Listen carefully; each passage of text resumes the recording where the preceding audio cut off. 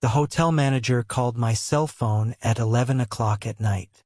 "Mr. Thurman," he said, his voice tight, "there's been a mistake. Your wife checked in yesterday under your reservation, but she's with another man." I was on the couch watching the news. The remote control slipped from my hand. "That's impossible," I replied. "She's at home with my grandkids. She's watching Simone's children. I called her 2 hours ago." The manager's voice faltered. "Sir, please come down to the front desk. This is very sensitive. We have her ID registered." "Naomi Vance Thurman," he read, giving my wife's full name. I hung up. My 68 years felt their full weight all at once. I called Naomi. It went straight to voicemail. I called Simone. No answer there either. I grabbed my car keys, left without turning off the house lights, and drove through the empty city. Every red light felt like an eternity. I thought about 43 years of marriage, the vows we'd made, the grandkids we used to take to the park, the dinners where she'd smile and pour me more coffee. I also thought about the signs I'd ignored, the calls she cut short when I walked in, the trips she canceled because of headaches, the nights she said she was tired. It all clicked into place. I pulled up to the Grand Citadel Hotel, a tall building with golden lights over the entrance. Parked badly. I didn't care. The manager was waiting for me, standing straight at the front desk. He was young, wearing a gray suit and an impeccable tie. His face showed pure discomfort. "Mr. Thurman, thank you for coming. I deeply regret this situation." I didn't answer. I just stared. He pointed to a side door. "Please follow me." We passed through a narrow hallway. White walls, the smell of floral air freshener, the sound of my shoes against the marble floor. Each step was heavier than the last. We reached a door with a sign. "Security." The manager knocked twice. A guard opened up. Inside, the monitors showed the hotel hallways, the reception, the parking lot. The manager pointed to a chair. "Please have a seat." I dropped into it. My hands were shaking. I hid them between my knees. The guard adjusted one of the monitors. "Sir, I'm going to show you yesterday's recordings." It's 4:30 in the afternoon. The image appeared in black and white. Main hotel entrance. I saw Naomi, my wife, her hair loose, a style she rarely wore, in a dress I didn't recognize. She was carrying a small suitcase. She was smiling. Walking beside her was a tall, well-dressed black man, dark jeans and a white shirt, hair slicked back. I moved closer to the screen, squinting. "Can't be." The guard zoomed in on the image. My stomach twisted. It was Derek, my son-in-law, Simone's husband, the father of my grandkids, the man I helped land his first job, the one who sat at my dinner table every Sunday, the one who called me Pops Elijah with that smile that now made all the sense in the world. I watched them approach the front desk. Naomi handed over her ID. Derek placed his hand on the small of her back. An intimate, far too intimate gesture. The clerk gave them the keys. "Suite 312. I pointed at the screen. Fast forward the recording. The guard obeyed. I saw them enter the elevator. Naomi was laughing. Derek was whispering something in her ear. She was touching his arm. The elevator went up the 3rd floor. They got out. They walked down the hall. Holding hands, entered the room. The door closed behind them. I felt something break inside me. It wasn't just infidelity. It was the betrayal of two people I loved. Two people I trusted blindly. I took a deep breath. "Manager," I said, my voice controlled. "I need to see more." He hesitated. "Sir, we don't have cameras inside the rooms, only in common areas." "I understand. Show me everything you have." For the next hour, I watched the recordings. I saw them leave the room at 7 o'clock at night. They went down to the hotel restaurant. They had dinner together. Red wine, laughter, toasts. They returned to the room at 9 o'clock. They came out again at 11 o'clock. They walked through the lobby, sat on the reception couches. Derek was carrying a folder, a thick brown folder. He opened it, showed papers to Naomi. She looked them over, nodded, pointed things out with her finger. He took out a pen, passed her a document. Naomi signed once, twice, 3 times. Derek put the papers away, closed the folder, kissed her on the cheek. She smiled. They got up, returned to the elevator. "Stop right there," I ordered. The guard froze the image. Derek and Naomi in the elevator. Her with that smile, him with that folder under his arm.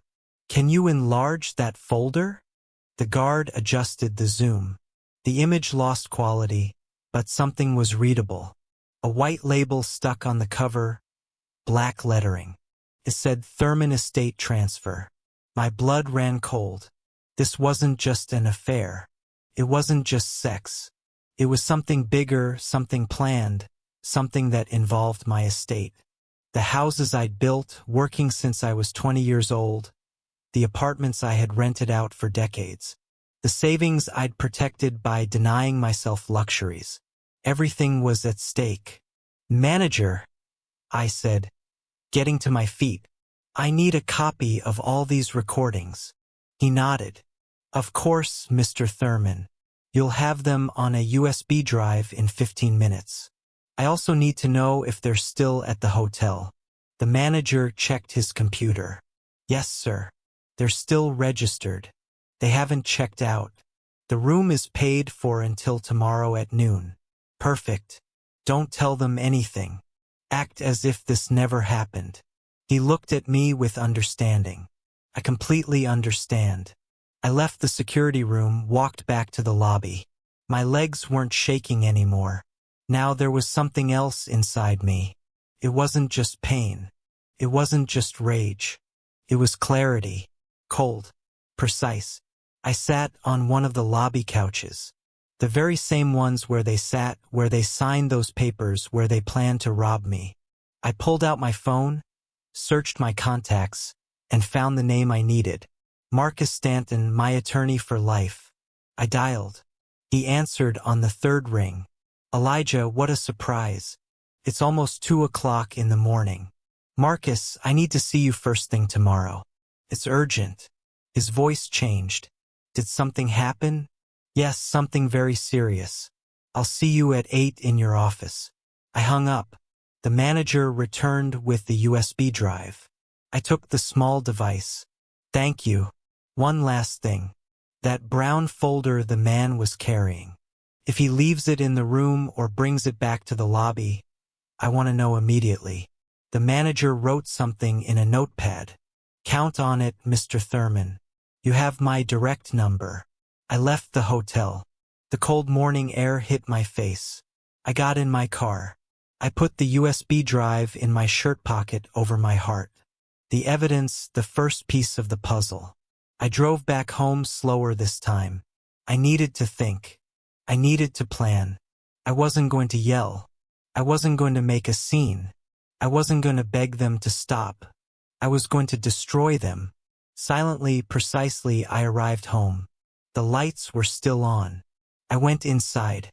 Everything was the same. Naomi's coffee cup on the table. Her slippers next to the couch. Our wedding photo on the mantel. 43 years. Lies. No, not everything was a lie. But now everything was contaminated. I poured myself a glass of whiskey, downed it in one gulp, went up to the bedroom, lay down on the bed fully dressed, and stared at the ceiling. Couldn't sleep. I didn't want to sleep. I just thought, I calculated. At 6 o'clock in the morning, my phone rang. It was Naomi. "Good morning, my love. The kids are up now. Simone had to leave early. I think I'll stay here until the afternoon." Her voice sounded normal, sweet, a liar's voice. "That's fine," I replied. "See you later. Take care." I hung up. She didn't know that I knew. That was my advantage. The silence, the patience, the strategy. I showered, shaved, and got dressed in a suit. At 8 o'clock sharp, I was in Marcus's office. He greeted me with 2 cups of freshly brewed coffee. We had been working together for 30 years. He drafted my will, reviewed all my rental contracts, and helped me buy my first property with a loan that seemed impossible. Elijah, you look terrible. What happened? I sat across from his desk, took the USB drive out of my pocket, and placed the device on the dark wooden table. I need you to see this, but be prepared. It's heavy. Marcus plugged the drive into his computer, opened the files, and began watching the recordings. His expression changed from curiosity to surprise, from surprise to indignation. I watched him clench his fists as he saw Naomi and Derek entering the hotel. How he shook his head when he saw them signing papers. How he took off his glasses when the image of the folder with the label Thurman Estate Transfer appeared. That son of a, he muttered. I'm sorry, Elijah, but this is betrayal on all levels. I know. That's why I'm here. I need to know what they are planning. I need to stop them before it's too late. Marcus closed the video, leaned back in his chair, and took a deep breath. Let me review your documents, all the deeds, bank accounts, power of attorney forms, everything. We spent the next 3 hours reviewing my estate. Marcus opened folders, read contracts, verified signatures, called the bank, called the notary, called the county recorder's office. Each call made me more nervous. Each minute of silence while he read was an eternity. Finally, Marcus looked up. Elijah, I have bad news. 3 weeks ago, Naomi presented a power of attorney in your name. She used it to initiate transfer procedures for 2 of your properties, the condo in downtown Atlanta and the beach house on Hilton Head Island, South Carolina. I felt the floor disappear beneath my feet. That's impossible. I never signed any power of attorney. I know. I reviewed the signature. It's a fake. A very good forgery, but fake. I can prove it.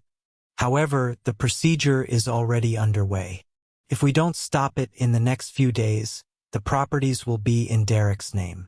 Derek, my son-in-law, the father of my grandkids, the man who ate at my table every Sunday. There's more, Marcus continued. Naomi also presented Yuns to a private geriatric clinic. She requested information about permanent institutionalization. She claimed you're showing signs of senile dementia, that you forget things, get lost in the street, and need constant supervision. I stood up from the chair. That's a lie. I'm perfectly fine. I work every day. I manage my company. My accounts are in order. I know Elijah, but she's building a narrative. She's laying the groundwork to have you declared incompetent. If she succeeds, she can take total control of your estate. She can sell everything. She can tab you institutionalized against your will.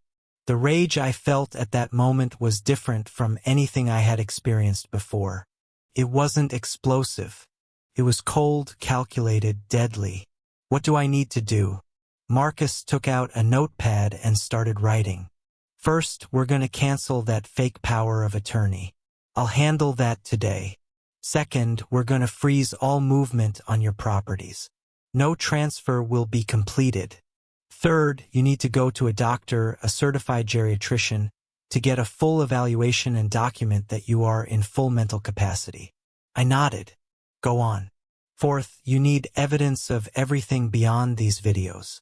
You need documents, audio recordings, messages, emails, anything that proves the conspiracy. How do I get that? Marcus looked at me seriously. You have to act normal as if you know nothing. You have to stick to your routine. Talk to Naomi as always. But in the meantime, you observe, you listen, you document everything. It's like being a spy in my own house. Exactly. And I know it's hard, but it's the only way to protect yourself. If you confront Naomi now, she'll get alerted. She'll hide everything. She'll accelerate her plans.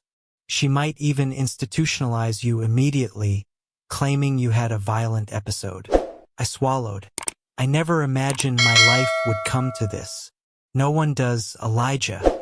But now you have to be smarter than them, more patient, more strategic. I left Marcus's office with a to-do list. First, I went to Dr. Kenneth Powell, a renowned geriatrician who worked at Midtown Medical Center. I explained the situation. He understood immediately. He ran tests on me for 4 hours. Memory, reasoning, coordination, cognitive analysis. At the end, he handed me a full report. Mr. Thurman, you are in perfect mental condition. Your cognitive capacity is above average for your age. There are no signs of dementia, Alzheimer's, or neurological deterioration. This document officially certifies it. I put the report in an envelope, the second piece of the puzzle. Then I went to the bank. I asked to speak to the manager, showed him my ID, and requested the full history of movements for all my accounts for the last 6 months. The manager printed the documents. I reviewed each page. I found withdrawals I didn't recognize, some transfers to accounts I had never authorized, small amounts, $500 here, $800 there, $10, 000 later. In total, they added up to more than $20,000. Mr. Thurman, these transfers were authorized with your personal key. I never authorized these movements. I need certified copies of each one with the date, time is, and destination account number. The manager looked concerned. Of course, I'm also going to change all your access passwords immediately, and I'm activating a security alert on all your accounts. Perfect. And I need to know whose name the destination accounts are in. The manager checked his computer. All 3 accounts are in the name of Derek Consincade. My son-in-law, everything led back to him again. I returned home at 6 o'clock in the evening. Naomi was in the kitchen preparing dinner. She was wearing the apron I bought her for our 40th anniversary. She smiled as she chopped vegetables. Hey, love. How was your day? I looked at her. This woman with whom I had shared 43 years, with whom I had 2 children, with whom I'd built a life. Now she was a stranger, an enemy, a thief. But I smiled. I acted normal. Good. A lot of work at the office. And you? How are the grandkids? Good. Simone came to pick them up at noon. You know how she is always busy. I walked over. I kissed her on the cheek. Her perfume was the same as always, but now it made me nauseous. I'm going to take a shower before dinner. I went up to the room, locked the door, took out my phone, and dialed Simone's number. My daughter, I needed to know if she was involved in this. She answered on the second ring. Pop, what a surprise. Everything okay? Daughter, I need to ask you something. Your mother was watching the kids yesterday and today. There was a silence. Pop, what are you talking about? Mom hasn't watched the kids in 2 weeks. They're at summer camp. They don't get back until next Monday. My heart pounded. Are you sure? Of course I'm sure. Pop, is something wrong? No, honey. I was just mixed up. Sorry to bother you. I hung up. Naomi had lied to me directly without hesitation. The grandkids were her perfect alibi. While I thought she was being the doting-on grandmother, she was at a hotel with Derek planning to rob me. I opened the Notes app on my phone. I started documenting everything. Date, time, Naomi's lie, the conversation with Simone, the $20,000 stolen, the properties in the process of transfer. Every word I typed was one more piece of evidence. Every documented lie was one more nail in their coffin. I went down for dinner. Naomi served smothered pork chops with collard greens and cornbread. My favorite meal. She sat across from me smiling. You know, she said, I've been thinking. We should take that trip to Europe you always wanted. Paris, Rome, Barcelona before we get too old. I looked at her. Her eyes were sparkling. She seemed sincere, but I already knew the truth. That sounds like a great idea. When do you want to go? Maybe in a couple of months. Let me check the dates. Couple of months. By then, She expected to have my entire estate transferred. She expected to have me declared incompetent, maybe institutionalized. Then the trip to Europe would be just for her and Derek with my money. We ate in silence. Every bite was hard to swallow. Every smile from her was a reminder of her betrayal. After dinner, I excused myself. I said I had work to do. I went up to my study, locked the door, and took a shoebox out of the closet. Inside, I kept old documents, bills, receipts, photos. I searched until I found what I needed. An old notepad with Naomi's handwriting. Notes she wrote years ago, shopping lists, reminders, her signature on birthdays cards. I compared the signature with the one on the fake power of attorney Marcus showed me. They were similar, very similar, but there were subtle differences. The slant of the N, the curve of the V. Someone had practiced. Someone had studied her signature for a long time. It had to be Derek. He had access to documents in the house. He had seen Naomi's signature thousands of times. He knew how to forge it. I took pictures of everything. I uploaded the images to a cloud folder. Backup after backup, evidence after evidence. My phone vibrated. A text from Marcus. I can lead the fake power of attorney. The transfers are frozen. But hurry, we need more proof before they try something more drastic. I replied, understood. I'm on it. I turned off the study lights and went downstairs. Naomi was in the living room watching television. I sat next to her, took her hand. I love you, I told her. She smiled. I love you too, liar. The next few days were the hardest of my life. Waking up every morning next to a woman who planned to destroy me. Eating breakfast with her, smiling, talking about the weather, acting as if nothing had happened. But each moment was an opportunity. Each conversation was a possible confession. Each of her movements was something I observed and documented. On Wednesday morning, Naomi went out early. She said she was going to the supermarket. I stayed home working from my study. But as soon as I heard her car drive away, I went down to our room. I needed proof. I needed to find something concrete that connected everything. I opened her closet, checked her drawers, searched through her clothes. Nothing. Then I saw her purse, a brown leather bag she used every day. I grabbed it, opened it. Inside, I found her wallet, her keys, her cell phone. She'd forgotten it. My heart raced. I took the phone and tried to unlock it. I needed the password. I tried our anniversary date. Incorrect. I tried her birthday. Incorrect. I tried Simone's birthday. The screen unlocked. I went into her messages looking for conversations with Derek. There were dozens, hundreds of messages going back months. I started reading. Each message was worse than the last. Derek, everything's ready. The notary is a friend of Trevor's. He won't ask any questions.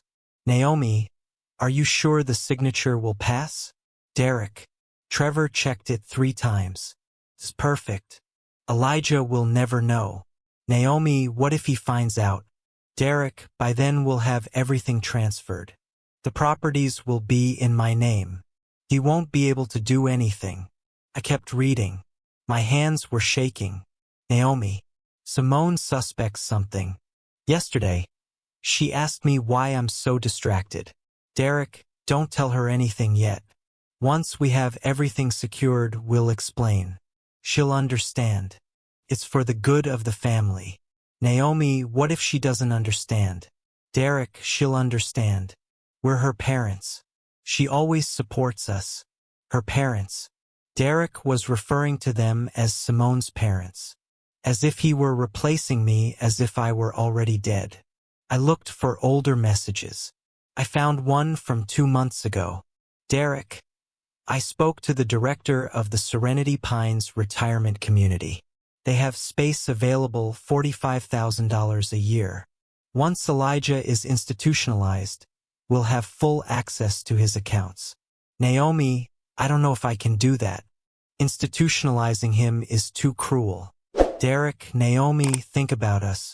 Think about our future. Elijah is old. He's lived his life. Now it's our turn to live ours. Naomi, you're right. I'm sorry. Sometimes I get sentimental. Derek, I know, my love, but you have to be strong. This is for our own good. My love. He called her my love. I felt like I was going to throw up. I took screenshots of every message one by one. Dozens of conversations, irrefutable evidence of the conspiracy. Then I checked her emails. I found messages from Trevor, the attorney Derek mentioned, attached with legal documents, contracts, power of attorney forms, transfer requests. Everything was there. The whole plan, every step that they had taken, every lie they had constructed. I downloaded everything. I sent it to my personal email, uploaded it to the cloud. I made copies of the copy. I heard a car pull into the driveway. Naomi was back. I quickly put her phone back in her purse. I ran upstairs to my study. I sat down at the computer. I took a deep breath. Elijah, I'm home, she yelled from downstairs. Coming? I replied, my voice controlled. I went downstairs. Naomi was putting the groceries away in the kitchen. Bags from the supermarket on the table. Vegetables, fruit, bread. I'll help you. Thanks, love. I bought that imported cheese you like. That's thoughtful. We put the groceries away together. She talked about prices, about the people at the supermarket, about the traffic. Normal, mundane conversation. As if she wasn't planning to steal everything from me. In the afternoon, I received a call from Marcus. Elijah, I need you to come to the office. I found something important. I arrived an hour later. Marcus was waiting for me with a thick folder on his desk. I hired a private investigator. I asked him to follow Derek for the last 3 days. He opened the folder. Inside were photographs. Derek entering a bank. Derek meeting with a man in a coffee shop. Derek entering a real estate office. This man, Marcus said, pointing to a photo, is Trevor Hayes, an attorney. He has a history of document forgery. He was suspended from the State Bar Association for 2 years. He's the brains behind all this. I felt the rage growing inside me. Derek wasn't smart enough to plan this. He just needed someone like Trevor, someone unscrupulous, someone who knew how to manipulate the system. There's more, Marcus continued. The investigator checked Derek's finances. He's bankrupt. He owes more than $200,000, credit cards, personal loans, failed investments. He's desperate. That's why he needs my properties. He needs my money. Exactly. And Naomi is his access. She has your trust. She can sign documents. She can make moves without you suspecting. Until now. I showed him the screenshots I had taken from Naomi's phone. Marcus read them one by one. His expression grew more serious with each message. This is pure gold, Elijah. With this, we can prove conspiracy to commit fraud, forgery of documents, attempted misappropriation. Derek can go to prison and Naomi, too. I don't want Naomi to go to prison. I just want this to end.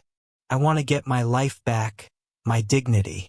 I understand, but she committed serious felonies.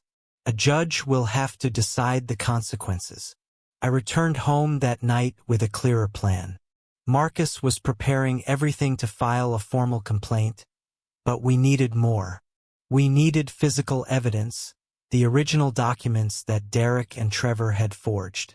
On Friday night, Naomi told me she was going out with friends, dinner, maybe a movie afterward. She'd be home late. Have fun, I told her. I'm going to stay in and work in the study. She got ready, put on a black dress to did her makeup, put on perfume. She left at 7 o'clock.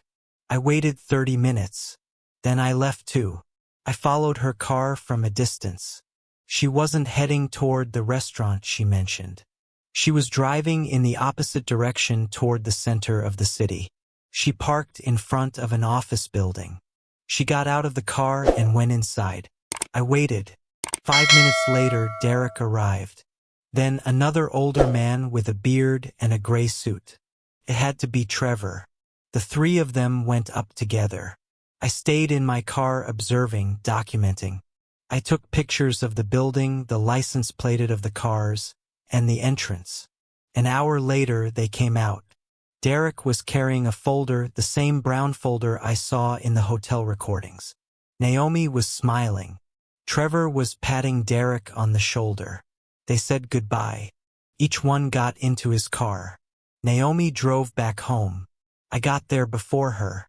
I parked, went inside, went up to the study, and turned on the computer. When she arrived 30 minutes later, I was working as if I'd never left. Hello, love. How was your dinner? Very good. The girls send their regards. Liar. There were no friends. There was no dinner. Only conspiracy, only betrayal. On Saturday morning, my phone rang. It was the manager of the Grand Citadel Hotel. Mr. Thurman, the folder. The man left it in the lobby this morning. He forgot it on a coffee table. I'm on my way. I got to the hotel in 20 minutes. The manager was waiting for me in his office. On his desk was the brown folder, the same one I'd seen in the recordings, the same one Derek was carrying last night. I opened it with trembling hands. Inside were documents, lots of documents, contracts of sale, power of attorney forms, deeds, all with my forged signature. There was also a document that chilled me to the bone. An involuntary institutionalization request for me at the Serenity Pines retirement community signed by Naomi as my wife. Justification. Advanced senile dementia, erratic behavior, danger to self and others. I took photos of every page, then called Marcus. You need to see this now. Marcus arrived at the hotel 30 minutes later. He reviewed each document. His face showed pure indignation. Elijah, this is enough. We have everything we need. We can go to the district attorney today. How long will the process take? If we file all this on Monday, we can have an arrest warrant for Derek and Trevor in 48 hours. For Naomi, maybe a little longer. It depends on how and you want to proceed. I want to proceed with everything. No mercy, no compassion. They showed no mercy to me. Understood. We're going to need to testify before the district attorney. Present out all the evidence, the hotel recordings and the messages, the forged documents, everything. I'm ready. I left the hotel with the folder under my arm. Marcus went to his office to prepare the formal complaint. I returned home. Naomi was in the garden watering the plants. She was wearing a straw hat. She smiled. What a beautiful morning, she said when she saw me. Beautiful, I replied. I went into the house up to the study, locked the door, and put the folder on the desk. Everything was ready, all the pieces in place. Monday would begin the end of their world. Sunday was the strangest day of my life. I knew that in 24 hours everything would explode, that on Monday morning, Marcus would file the complaint, that the police would knock on the door, that the whole castle of lies would crumble. But this Sunday, I had to act as if nothing was wrong, as if it were a normal day, as if my wife hadn't betrayed me, as if my son-in-law wasn't robbing me. Naomi woke up early. She made breakfast, scrambled eggs, toast, fresh coffee. I sat across from her at the dining room table, the same table where we'd eaten breakfast together for 43 years. We should go to service today, she said, spreading butter on her bread. It's been a while. I looked at her. She wanted to go to church after robbing me, after planning to institutionalize me, after signing fake documents. She wanted to go ask God for forgiveness. Sounds good, I replied. Let's go to the 11 o'clock service. We went to church together. We walked down the center aisle. We sat in our usual pew, the third row on the right side, the same spot where we sat when the children were small. Pastor gave his sermon. He talked about forgiveness, redemption, about how we all make mistakes, but God always gives us another chance. I looked at Naomi. She listened attentively, nodding, her hands folded in her lap. She looked so devout, so repentant, but she wasn't repentant about what she did to me. She was just afraid of being discovered. When it was time for communion, she got up, walked toward the altar, received the wafer, closed her eyes and prayed. I stayed seated. I couldn't take communion, not with the hatred I felt in my heart, not with the plans for revenge occupying my mind. After service, Naomi suggested we go out to eat. There's a new restaurant downtown. They say the food is really good. Let's go, I said. The restaurant was elegant. White tablecloths, candles on each table, soft background music. We sat by the window and ordered. She ordered salmon. I ordered steak. While we waited, Naomi took my hand across the table. You know, Elijah, I've been thinking a lot lately about us, about our life together. My heart raced. She was going to confess. She was finally going to tell me the truth. We've been through a lot, she continued. Good times, hard times, but we've always been together. We've always been a team. I nodded. Yes, always. I want you to know that I love you, that I've always loved you, that everything I do for us, for our family.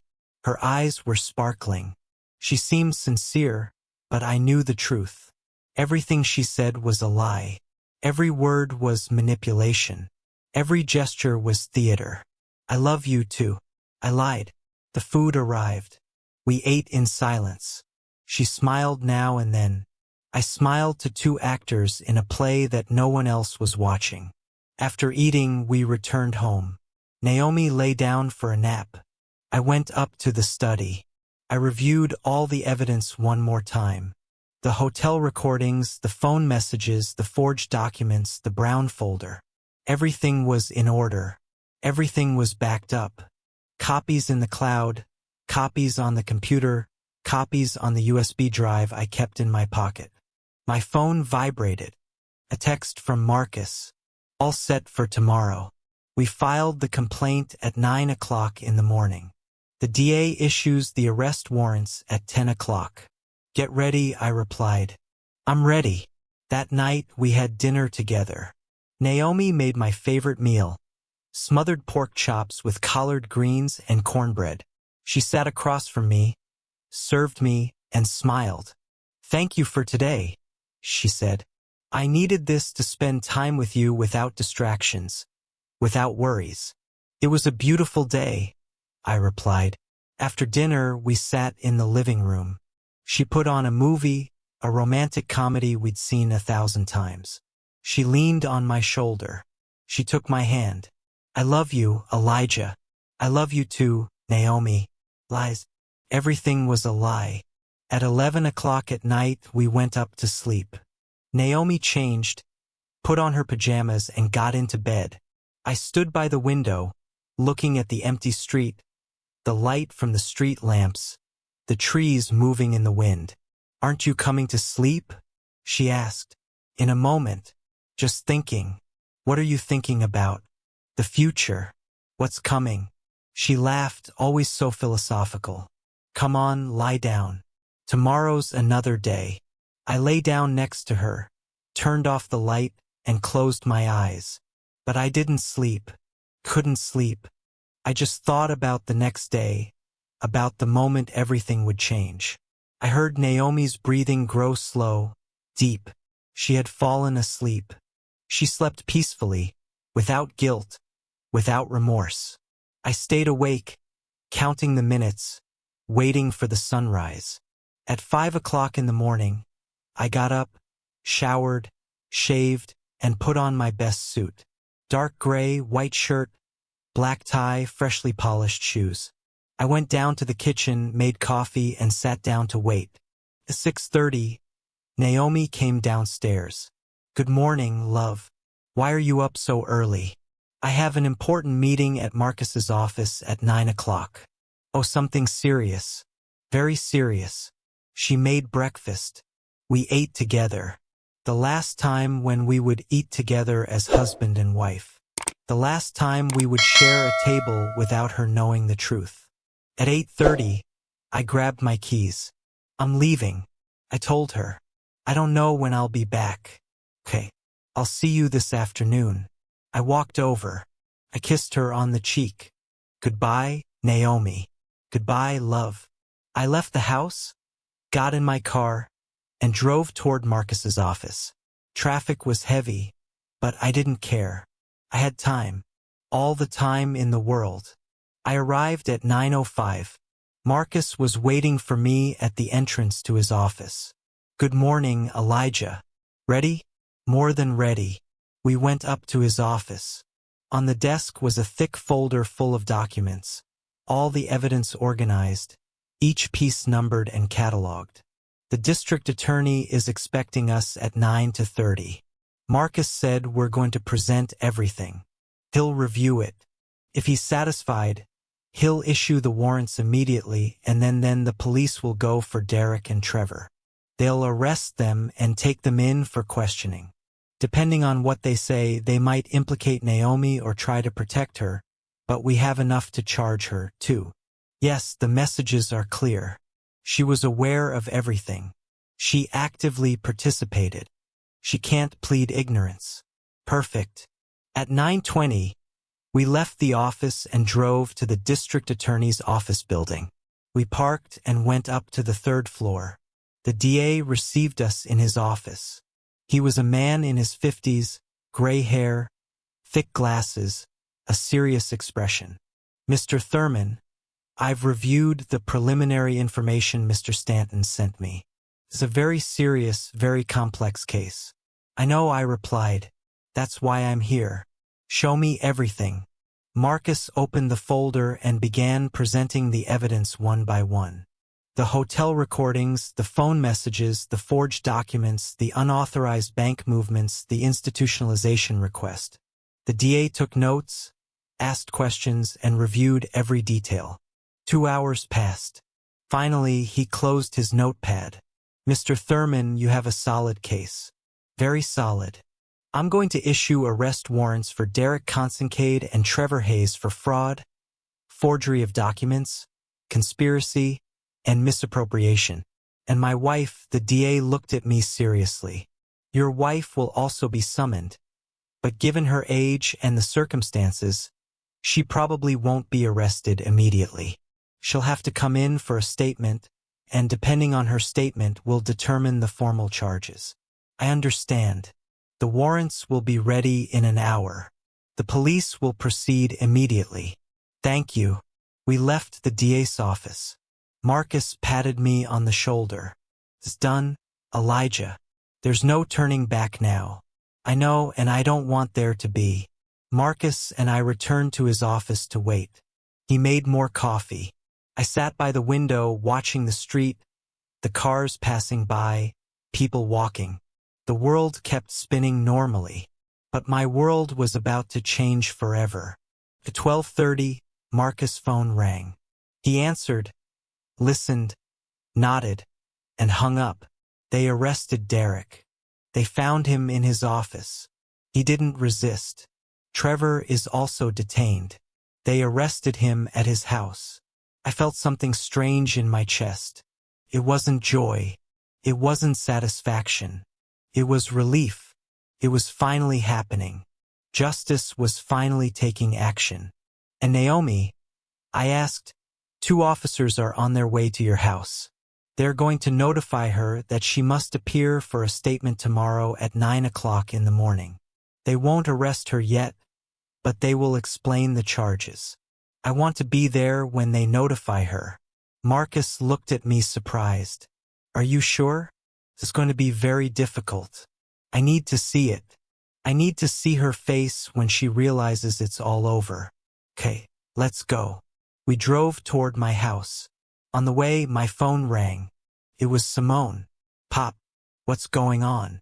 The police just arrested Derek at his office. They called me from his work.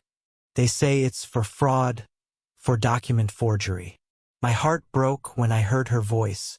She sounded confused, scared. My daughter knew nothing. She was innocent in all this. Honey, I need you to come to the house now. I'm going to explain everything. Pop, you're scaring me. I know, but trust me. Come home, please. Okay, I'm on my way. We arrived at my house 5 minutes before the police. I went inside. Naomi was in the living room watching television. When she saw me, she smiled. You're back. How was your meeting? Before I could answer, the doorbell rang. Naomi got up. I'll get it. Let me, I said. I opened the door. 2 police officers were outside. A man and a woman, immaculate uniforms, serious expressions. Good afternoon. We're looking for Naomi Vance Thurman. Naomi approached. That's me. Is something wrong? The officer stepped inside. Ma'am, we need to speak with you. It's about your husband, Mr. Elijah Thurman. Naomi looked at me confused. Elijah, what's going on? The female officer took out some documents. Ma'am, your husband has filed a formal complaint against you for conspiracy to commit fraud, document forgery, attempted misappropriation, and attempted involuntary institutionalization. The color drained from Naomi's face. What are you talking about, Elijah? This is a joke. This is not a joke, Naomi. I know everything. The hotel, Derek, Trevor, the fake documents, the bank transfers, the plan to institutionalize me, everything. She backed away, shaking her head. No, you don't understand. I can explain. There's nothing left to explain. I have proof of everything. Recordings, messages, documents, everything. Naomi collapsed onto the couch. Her hands were shaking. She started to cry. Elijah, please. It was a mistake. I didn't want to hurt you. Derek convinced me. He said it was for our own good. Our good. Stealing my estate was for our own good. Institutionalizing me was for our own good. Forging my signature was for our own good. I love you. I've always loved you. If you loved me, you wouldn't have done this. If you loved me, you wouldn't have slept with my son-in-law. If you loved me, you wouldn't have signed documents to rob me. The officers watched the scene in silence. The female officer cleared her throat. Ma'am, you need to appear tomorrow at 9 o'clock in the morning at the district attorney's office to give a statement. If you don't appear, we will issue an arrest warrant for you. Naomi just cried, nodding without a word.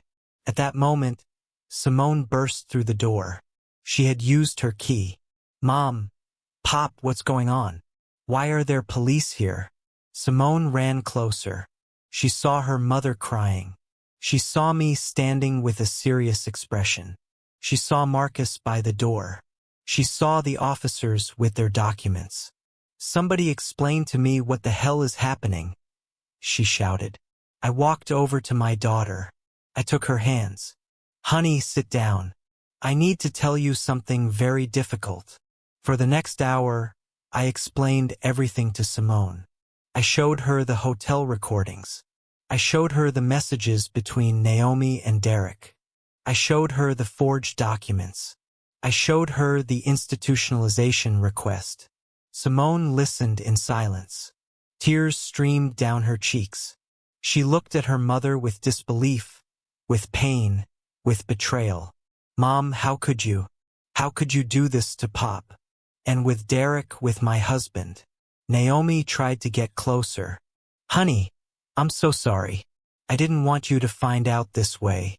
Simone moved away. Don't touch me. Don't ever touch me again. You disgust me.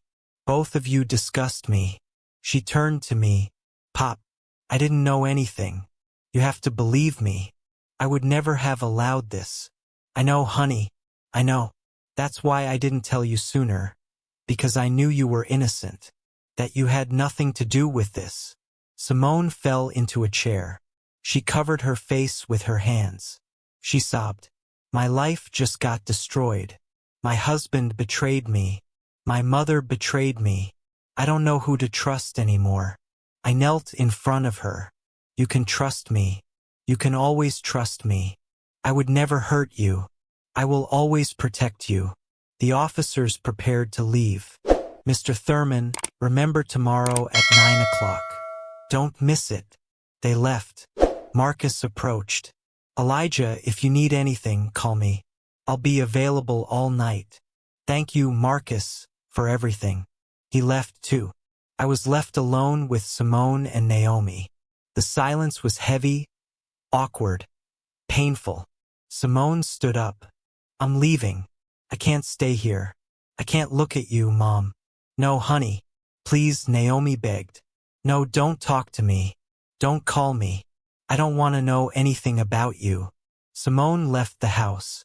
I heard her car start, drive away and disappear into the distance. I was left alone with Naomi. She was still on the couch crying.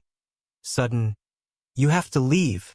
I told her, you can't stay here. This isn't your house anymore. Elijah, please give me another chance. We can fix this. There's nothing left to fix. You destroyed everything. You destroyed 43 years of marriage. You destroyed trust.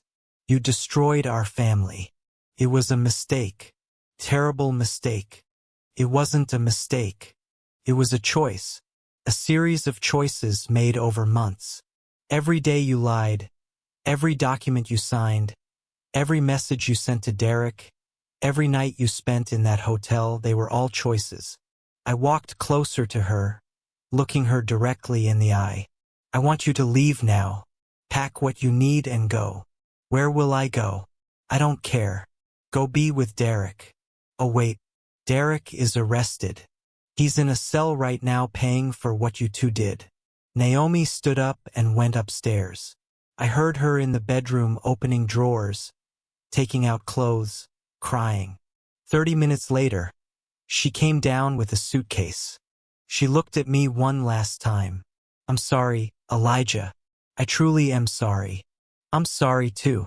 I'm sorry I loved you. I'm sorry I trusted you. I'm sorry I wasted 43 years of my life with you. She left the house, got into her car, and drove away. I was left alone in my house, in the silence. I walked through the rooms. The living room where we watched television together. The dining room where we had dinner. The kitchen where she made coffee every morning. Everything felt different now. Everything was contaminated by betrayal. I poured myself a glass of whiskey, sat in the living room, and looked at the photos on the mantel. Our wedding, Simone's birth, family vacations, birthdays, anniversaries. All those memories were now stained. All those smiles now seemed fake. My phone rang. It was Simone. Pop, are you okay? Yes, honey. I'm okay. Do you want me to come keep you company? No. I need tonight alone. I need to process all this. Okay. But if you need me, call me anytime. I will. I love you, honey. I love you too, Pop. I hung up. I finished my whiskey, went up to the bedroom, and lay down on the side of the bed where I slept. The other side was empty, cold. I closed my eyes. Tomorrow would be another day. Tomorrow the battle would continue. But tonight I just wanted to rest. I woke up at 6 o'clock in the morning. I hadn't slept well. Nightmares, memories, the image of Naomi crying. Simone's broken face. It all replayed in my mind like an endless movie. I got up and took a shower. The hot water didn't help me relax. I put on comfortable clothes, jeans, a white shirt. I didn't need a suit anymore. I didn't have to impress anyone. I went down to the kitchen, made coffee, and sat alone at the dining room table. The house felt bigger, emptier, quieter. At 8, Marcus called, "Good morning, Elijah. How was your night?" I survived. Nomi has to be out of the DA's office in an hour. You don't have to go, but if you want to witness her statement, you can. I'm going. I need to hear what she has to say. I'll see you there then. I arrived at the DA's office at 9:10. Marcus was waiting for me at the entrance. We went up to the 3rd floor. In the waiting room, there were several people, lawyers, witnesses, family from other cases. Naomi arrived at 9 o'clock sharp. She was accompanied by a lawyer I didn't know, a young man, cheap suit, old briefcase. She saw me. She immediately dropped her gaze. They went into the DA's office. Marcus and I waited outside. 30 minutes, 40, an hour. Finally, the door opened. Naomi came out. Her eyes were red, swollen from crying so much. Her lawyer held her arm. She walked past me without a word. The DA called us in. Please come in. We entered his office. The DA was sitting behind his desk. He had documents in front of him. Audio recordings, handwritten notes. Mr. Thurman, your wife just confessed. He confirmed everything. The plan with Derek, Trevor's involvement, the forged signatures, the unauthorized bank withdrawals, the plan to institutionalize me. I felt a weight in my chest.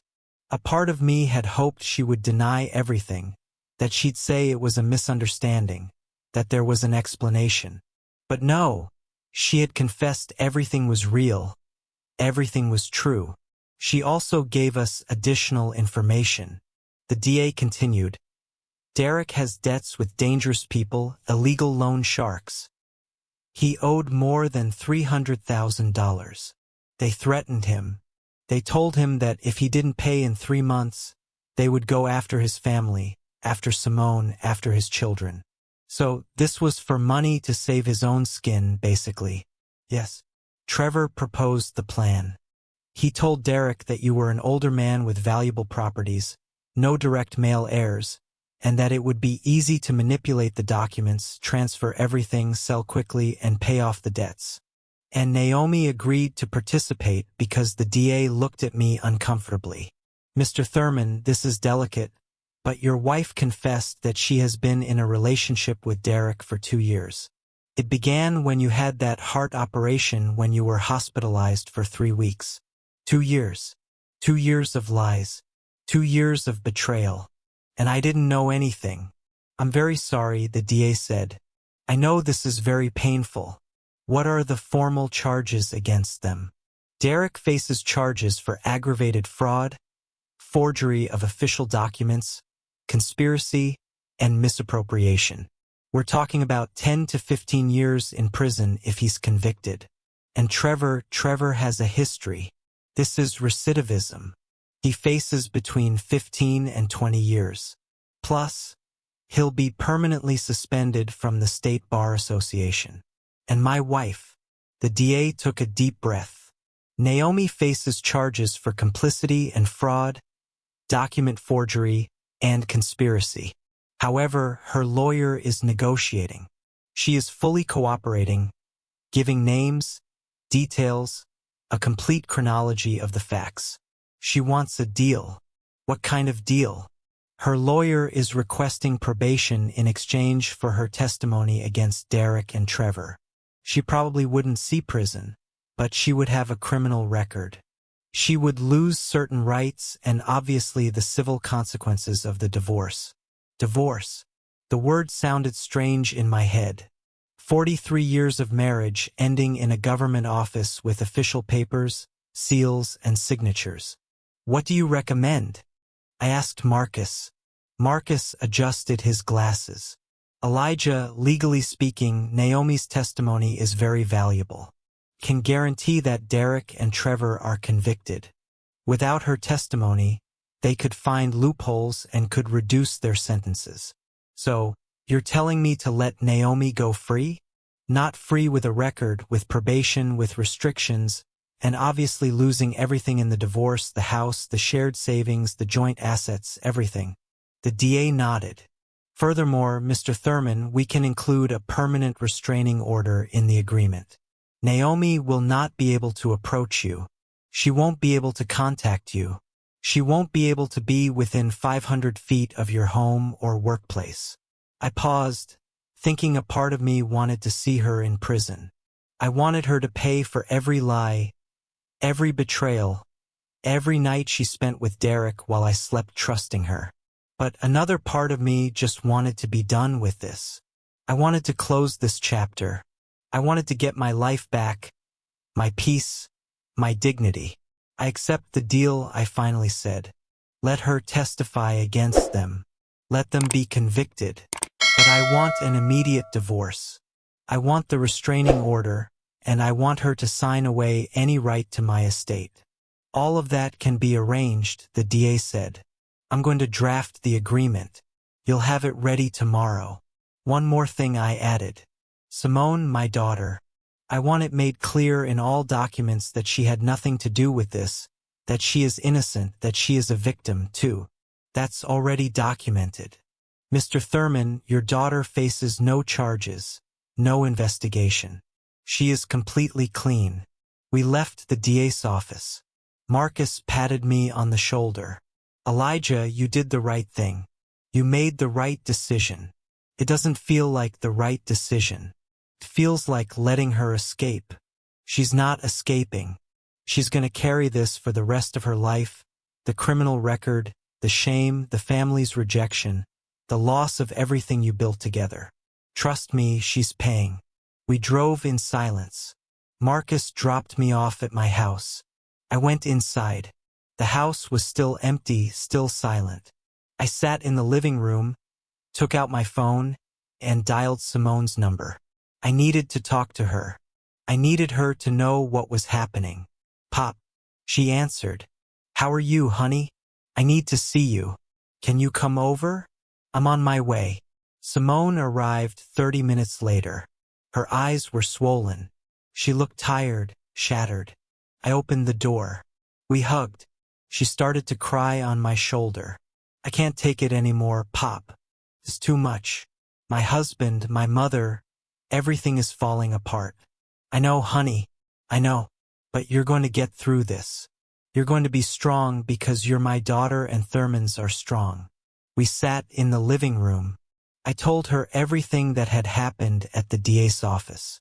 Naomi's confession, the deal I accepted, the divorce that was coming. Simone listened, sometimes nodding, sometimes crying. When I finished, she took my hand. You did the right thing, Pop. I know it was hard, but it was the right thing. And you, honey, what are you going to do about Derek? She wiped her tears. I already spoke to a lawyer. I'm going to file for divorce. I'm also going to seek full custody of the children. I don't want him near them. Not after what he did. I support you in whatever you need. Money for the lawyer, a place to stay, whatever. Thank you, Pop. I don't know what I would do without you. You're never going to have to find out. I'll always be here for you. Simone stayed the rest of the day. We ordered food, watched television, and talked about simple things. The weather, the kids, her plans for the future. For the first time in weeks, I felt calm. Not happy, but calm. The storm was passing. The sun was starting to rise. The next few days passed in a blur of legal meetings, document signings, statements, and testimonies. Marcus guided me every step of the way, explaining every paper I signed, every legal consequence of my decisions. On Wednesday, Naomi formally testified against Derek and Trevor. I wasn't present. I didn't want to see her. I didn't want to hear her voice. Marcus kept me informed by phone. She did well, he told me. She was detailed, precise. She told everything from the beginning. How Derek seduced her 2 years ago. How he told her about his debts. How Trevor appeared with the plan. Every meeting they had, every document they signed that guarantees their conviction. With her testimony, they have no defense. They're going to prison. Certain. On Thursday, I signed the divorce papers. Marcus had worked with Naomi's lawyer to prepare everything. She renounced any right to my estate. The properties stayed in my name. The bank accounts, the savings, the investments, everything. In exchange, I wouldn't file additional charges against her. I wouldn't seek economic compensation. I wouldn't pursue her legally beyond the current criminal case. She signed without protesting. Her lawyer told me she was repentant, that she wanted to cooperate, that she just wanted this all to be over. I didn't care what she wanted. Not anymore. On Friday afternoon, the DA called me. "Oh, Mr. Thurman, we have a date for Derek and Trevor's preliminary hearing. It will be next Tuesday. You must be present as the injured party." "I'll be there. I also want to inform you that we found more evidence during the investigation. Derek wasn't just planning to rob you. He had also forged documents for other clients of his company. He defrauded at least 3 other people, seniors like you, using the exact same method. That bastard was a professional at this." "That's right. And Trevor was his legal facilitator. They had been doing this for at least 5 years. You aren't their first victim, but thanks to your courage in reporting it, you're going to be their last. I'm glad something good came out of all this mess." I spent the weekend with Simone and my grandkids. She had temporarily moved into my house. She didn't want to be alone in the apartment she shared with Derek. The kids didn't fully understand what was happening. They just knew Daddy wouldn't be home for a while. Pop asked my older grandson Isaiah, a boy of 7. "Why isn't Daddy coming to visit us?" "Your dad is busy with work." Simone replied before I could say anything. "But you'll see him soon." A lie. Derek wouldn't see his children for a long time, maybe years, maybe until he got out of prison and they were already grown. We played in the yard, watched movies, and made popcorn. I tried to give them the normal childhood they deserved, protecting them from the chaos that we adults had created. Monday night, I couldn't sleep. Tomorrow would be the hearing.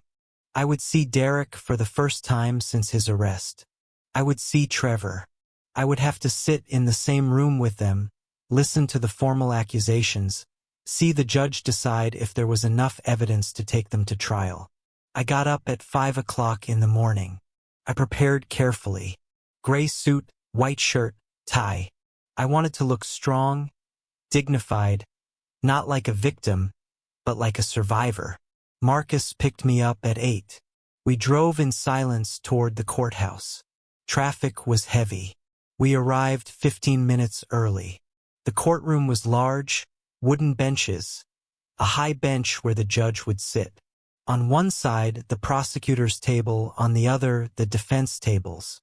We sat in the first row behind the prosecutor. Other people began to arrive. Journalists, onlookers, family members of other victims Derek had defrauded. At 9, they brought in Derek. He walked in handcuffs. He was wearing an orange prison uniform. He looked haggard with dark circles under his eyes. He had lost weight. His hair was messy. He was no longer the confident, smiling man who sat at my table every Sunday. Our eyes met for a second. He immediately looked away. Shame or maybe fear. I don't know. I didn't care. Minutes later, they brought in Trevor, also handcuffed, digging in an orange uniform.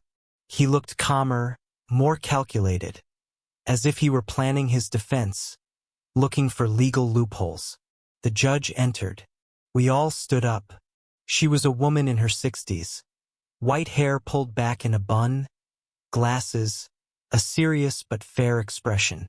"Good morning. You may be seated. We will proceed with the preliminary hearing in the case of the state versus Derek Consincade and Trevor Hayes. Prosecutor, present your charges." The prosecutor stood up. "Your Honor, the state accuses Mr. Consincade and Mr. Hayes of the following crimes: aggravated fraud, forgery of official documents, conspiracy to commit fraud, misappropriation, and attempted unlawful confinement." He continued for 10 minutes explaining each charge, each crime, each victim. Not just me, but 3 other seniors who had lost properties, money, and lifetime savings. "Defense attorney, do you have anything to say?" Derek's attorney stood up. He was an older man with experience. "Your Honor, my client pleads not guilty to all charges. We assert that he was manipulated by Mr. Hayes, who is the true mastermind behind these alleged crimes." Trevor's attorney also stood up, younger, more aggressive. "Your Honor, my client also pleads not guilty. We maintain that the evidence is circumstantial, that there is no direct proof of his participation in these acts. The judge looked at them with skepticism. Prosecutor, present your evidence. Over the next 2 hours, the prosecutor presented everything. The hotel recordings, the messages between Naomi and Derek, the forged documents with analysis from a graphology expert, the bank statements showing the illegal transfers. He also presented Naomi's written testimony and evidence from the other victims. A 72-year-old man who lost his house. A 68-year-old woman who lost her grandkids' college savings. Another elderly couple who almost ended up on the street. All followed the same pattern. Derek gained their trust. Trevor prepared the fake documents. They transferred properties, emptied accounts, and disappeared before the victims realized. The courtroom was silent. Even the journalist had stopped taking notes. They only listened, horrified by the magnitude of the crimes. Finally, the judge spoken. I have heard enough. There is more than sufficient evidence to proceed to trial. The defendants will remain detained without bond. They represent a danger to society. There is a risk of flight. The trial date will be in 60 days. She hit her gavel. Hearing adjourned, the guards took Derek and Trevor away. Derek turned to look at me one last time. This time he didn't look away. He looked straight at me. His eyes said something. I'm not sure if it was regret or simply hatred for having discovered him. I didn't care. He had dug his own grave. Now he would have to lie in it. We left the court. Journalists surrounded us.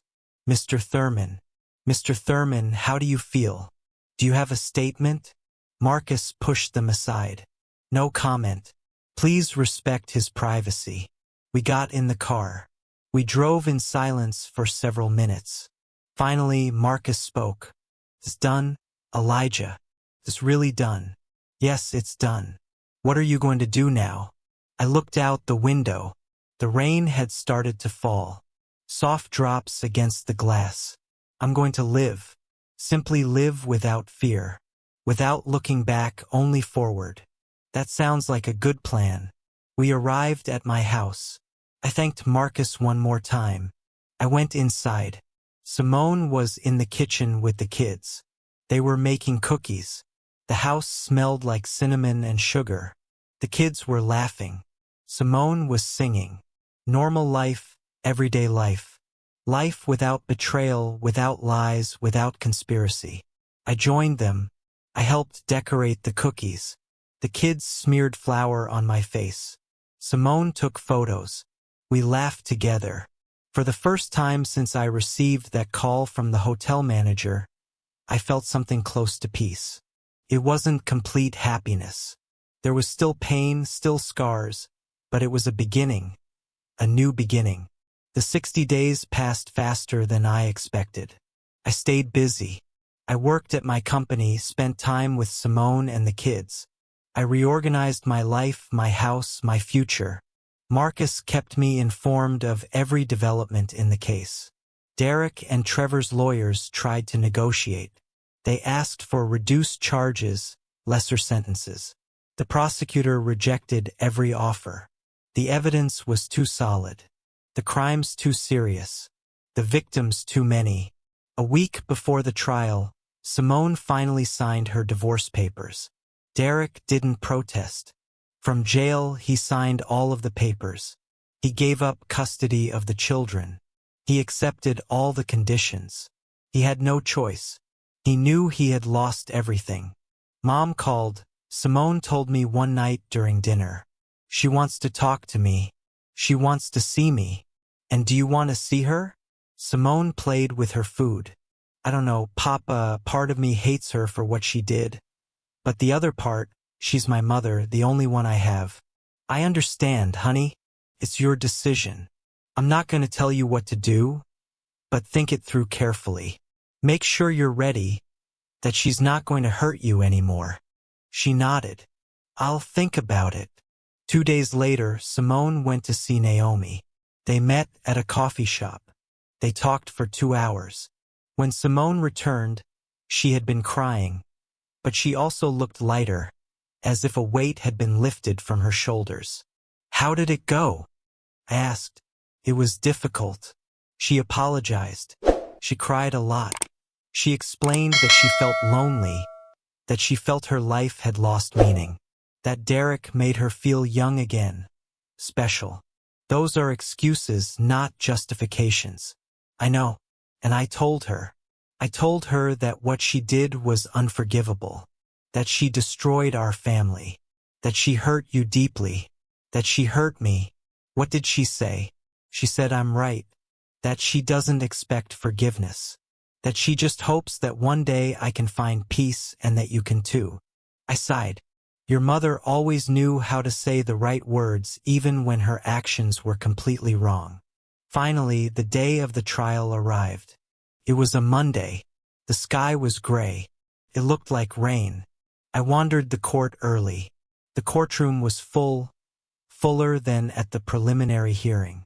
Journalists, television cameras, Derek and Trevor's other victims, their families, onlookers who had followed the case in the news. I sat in my usual spot, the first row behind the prosecutor. Marcus was next to me. Simone decided not to come. She didn't want to see Derek. She didn't want to relive the pain. The judge entered. We all stood up. The trial began. For 3 days, the prosecutor presented his case. He called witnesses, document experts, banking specialists. The other victims testified through tears about how they had lost everything. I testified too. I went up to the stand and swore to tell the truth. The prosecutor asked me questions. I told him my entire story, from the call from the hotel manager to the moment I discovered the full plan. Derek's lawyer cross-examined me afterward. He tried to discredit me. He suggested that I had misinterpreted the situation, that perhaps Naomi and Derek were just friends, that the documents could be an administrative error.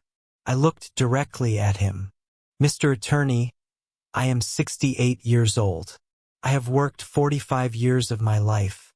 I have built an estate. Honestly, I know the difference between an administrative error and a conspiracy to rob me of everything. I am not a confused old man. I am a man who almost lost everything because of your client." The courtroom applauded.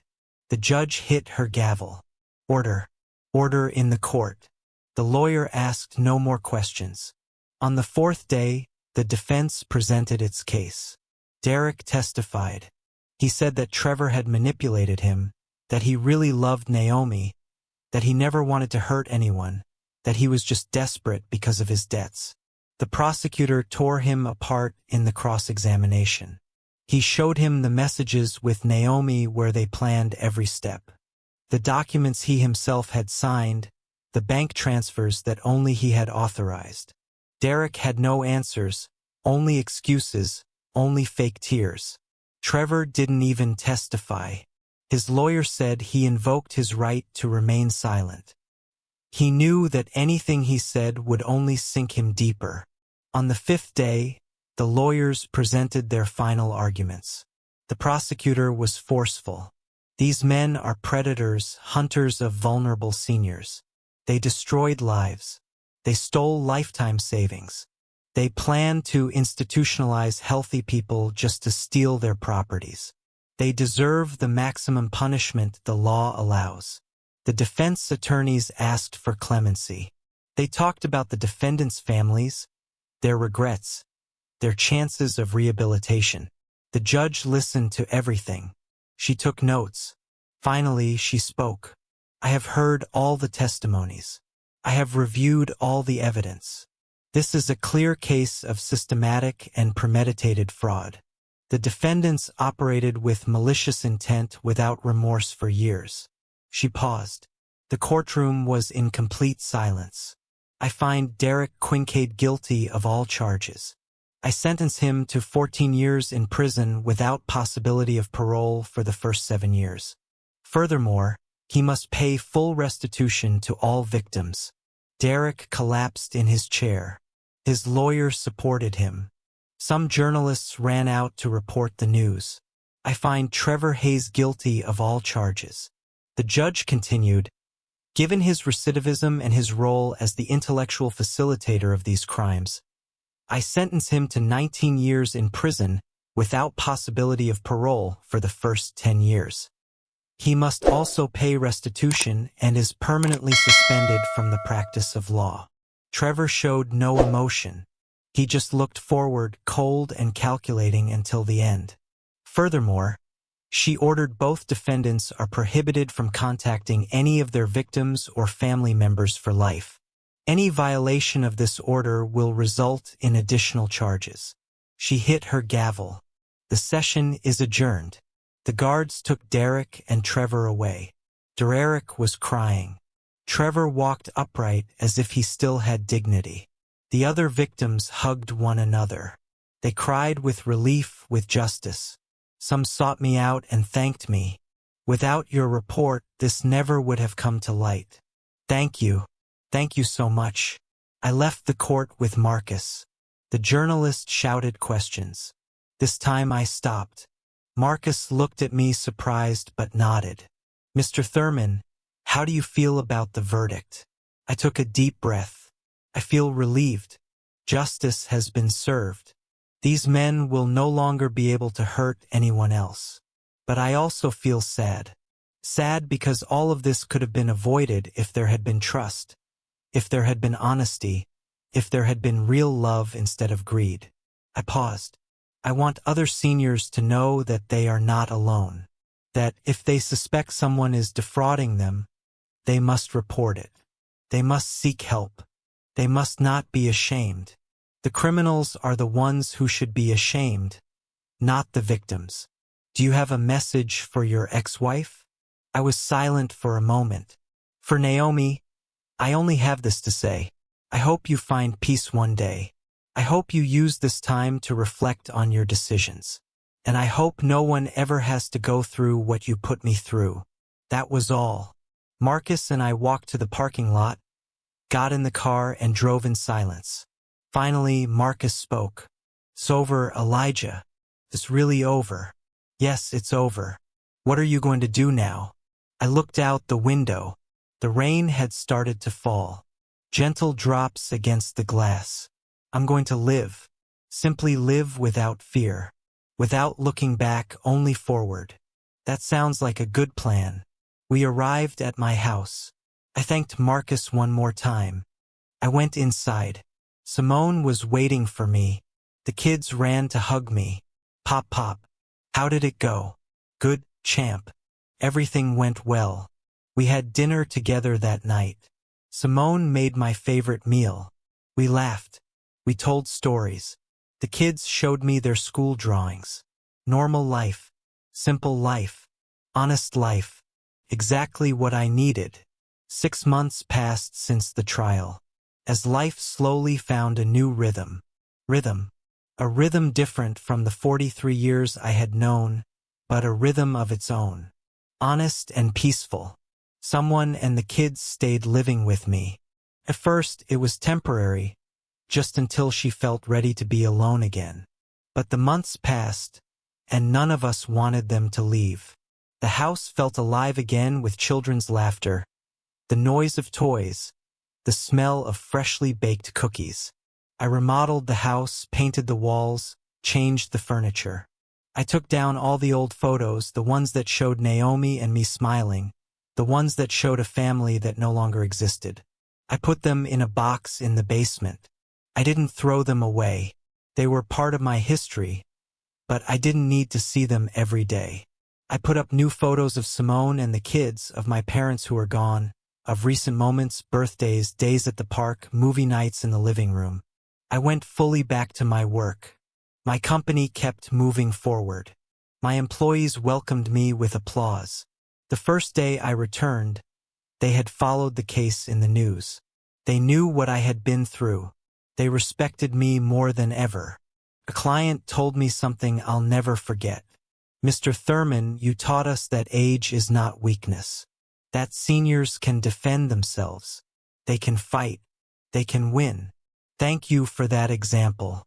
I also started giving talks at community centers to senior groups on how to protect themselves from fraud, how to recognize signs of manipulation, how not to be afraid to report. Many people approached me afterward. They told me their own stories. Children who stole from them, grandchildren who manipulated them, caregivers who abused their trust. I gave them the contacts for Marcus, for organizations that could help them, for authorities that would protect them. One afternoon, 3 months after the trial, I received a letter. The sender was the state prison. It was from Derek. I held it in my hands for several minutes. Part of me wanted to throw it away without opening it. Another part needed to know what he had to say. Finally, I opened it. Mr. Thurman, I don't expect you to read this letter. I don't expect you to forgive me. I just need you to know that I deeply regret what I did. Every day in this cell, I think about the lives I destroyed, the family I lost, the years my children will grow up without me, all because of greed, stupidity, and weakness. You were a good man to me. You gave me opportunities. You treated me like family. And I betrayed you in the worst way. There is no excuse, no justification. I just want you to know that I feel a regret that consumes me. Derek, I read the letter twice, then folded it and put it in a drawer. I didn't reply. There was nothing to say. His regret didn't change what he did. It didn't bring back the lost time. It didn't heal the wounds. But I didn't feed the hatred either. I simply let it go. He would have to live with his decisions. I would live with mine.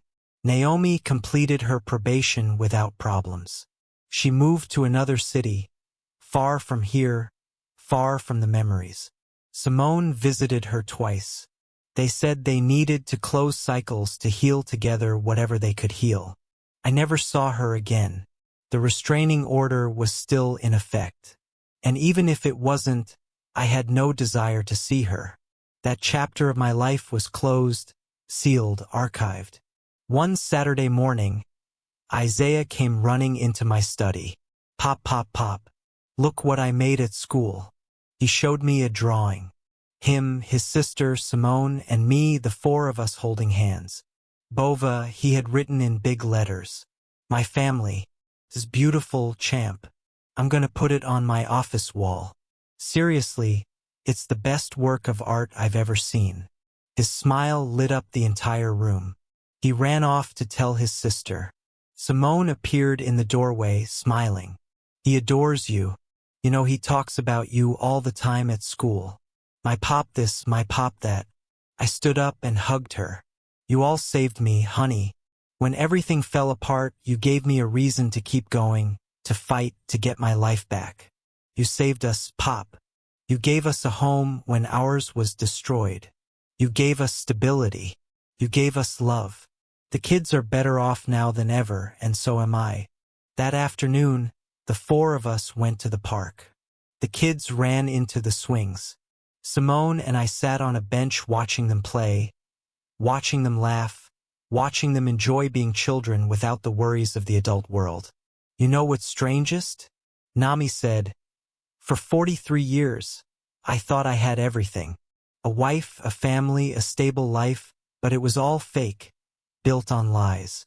And now with less than I had, I feel more complete, more real, more myself. Just one took my hand. Because now you have the truth, Pop. And the truth, even if it hurts, is always better than the most comfortable lie. We returned home as the sun began to set. We made dinner together. The kids set the table. We ate, talking about our plans for Sunday. Maybe go to the movies or the museum or just stay home and watch films. Simple plans, honest plans, plans of a real family. That night, after everyone had gone to sleep, I stayed in the living room with the lights off, just the moonlight streaming through the window. I thought about the entire journey from that call from the hotel manager to this moment of peace. I had lost a lot. A wife, 43 years of what I thought was a happy marriage, my trust in someone I loved, money on lawyers and legal processes. But I had also regained my dignity. I protected my estate. I saved other people from being victims of the same criminals. I strengthened my relationship with my daughter. I gained a second chance to be a present grandfather. And most importantly, I regained something I had lost without realizing it. I regained my voice, my ability to defend myself, my refusal to be a silent victim. I stood up, walked to my study, and opened the drawer where I kept all the case documents, the evidence, the sentences, the divorce agreements. Everything was there, organized, archived. I closed the drawer. I didn't need to review them anymore. I didn't need to relive the pain. I just needed to know they were there as a reminder, as evidence, as proof that I had survived. I looked out my study window. The street was empty, quiet. A few street lamps illuminated the pavement. Cat walked across slowly. The wind moved the tree branches. Everything was at peace. I was at peace. Naomi thought I suspected nothing. She thought I was a trusting old man. Easy to manipulate, easy to deceive, easy to destroy. She was wrong because I didn't yell. I didn't make a scene. I didn't beg. I didn't plead. I simply acted in silence, with intelligence, with patience. I gathered the evidence. I built the case. I waited for the exact moment. And when that moment came, I ended everything silently, definitively, without looking back. I turned off the lights in my study, went upstairs, and passed by Simone's room. The door was ajar. I saw her sleeping peacefully. I passed by the kids' room, the two of them hugging their stuffed animals, breathing softly. My family, my real family. I entered my room, lay down, and closed my eyes. For the first time in months, I slept all night without nightmares, without startled awakenings, without anxiety, only peace. Because it was finally over. And I had won. Not with shouts, not with violence, not with uncontrolled revenge, but with something much more powerful, with dignity, with intelligence, with justice. And that, I discovered, is the sweetest victory of all, the silent victory. The only one that truly matters. The only one that lets you sleep in peace.